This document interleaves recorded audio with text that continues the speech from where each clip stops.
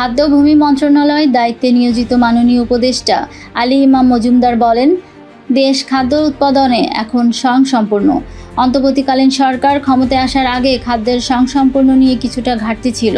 বর্তমানে সমগ্র বাংলাদেশে প্রায় 30 লক্ষ টন চালের প্রয়োজন হয়। খাদ্য উৎপাদনে এখন বাংলাদেশ স্বয়ংসম্পূর্ণ। দেশে যথেষ্ট খাদ্য মজুদ রয়েছে। এখন বাংলাদেশের জনগণ সকালের বেলায় ভাতের পরিবর্তে গমের আটার রুটি, গমের তৈরি বিভিন্ন ধরনের খাবার খাচ্ছে। তিনি বাংলাদেশে প্রায় 10 লক্ষ মেট্রিক টন গম উৎপাদন হয়, আর বাকি গম বাইরের দেশে আমদানি করতে হয়। বাংলাদেশের উত্তর অঞ্চল সহ রাজশাহী, ব্রাহ্মণবাড়িয়া সহ চট্টগ্রামের বিভিন্ন অংশে ধানের ফসল খুব ভালো হয়েছে। তা থেকে আশা করা হচ্ছে সামনে আমাদের খাদ্যের সমস্যা হবে না।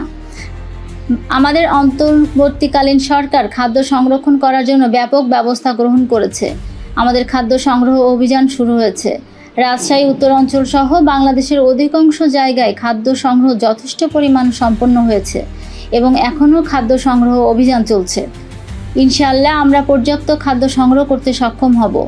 10 মে শনিবার সকাল 11:30টায় রাঙ্গামাটির কাপ্তাই উপজেলার কর্ণফুলী পানি বিদ্যুৎ উৎপাদন কেন্দ্রের রেস্ট হাউস বিদ্যুৎ ভবনের সম্মেলন কক্ষে রাঙ্গামাটি জেলা প্রশাসক, জেলা খাদ্য নিয়ন্ত্রক, কাপ্তাই উপজেলা নির্বাহী কর্মকর্তা, রাঙ্গামাটি জেলার 10টি উপজেলার উপজেলা খাদ্য নিয়ন্ত্রক ও খাদ্য গুদামের ভারপ্রাপ্ত কর্মকর্তাদের সাথে রাঙ্গামাটি জেলার খাদ্য মজুদ ও বিতরণ পরিস্থিতি নিয়ে মতবিনিময় শেষে গণমাধ্যম কর্মীদেরকে কথা বলা হয়।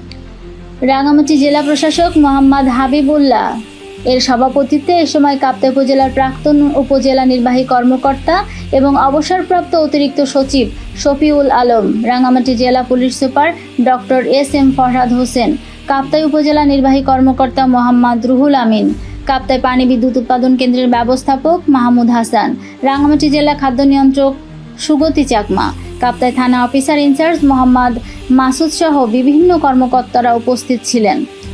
মতবিনিময় সভা শেষে তিনি কাপ্তাই পানি বিদ্যুৎ উৎপাদন কেন্দ্রের অভ্যন্তরে অবস্থিত কাপ্তাই খাদ্য গুদাম পরিদর্শন করেন। বিভিন্ন ভবনে প্রবেশের আগে কাপ্তাই থানা পুলিশের একটি চৌখস দল মাননীয় উপদেষ্টাকে গার্ড অফ অনার প্রদর্শন করেন।